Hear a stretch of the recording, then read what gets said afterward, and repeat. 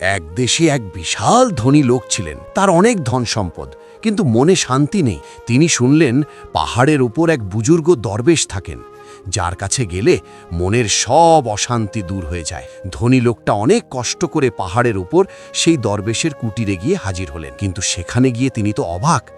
দরবেশের ঘরে কোনো আসবাবপত্র নেই, শুধু একটা মাদুর আর পানির একটা ঘড়া। ধনী লোকটা অবাক হয়ে জিজ্ঞেস করলেন, হুজুর, আপনার ঘর তো একদম খালি, আপনার পালঙ্ক কোথায়? সোফা বা আরামদায়ক বিছানা কোথায়? দরবেশ মুচকি হেসে উল্টো প্রশ্ন করলেন, বাবা, তোমার জিনিসপত্র বা পালঙ্ক কোথায়?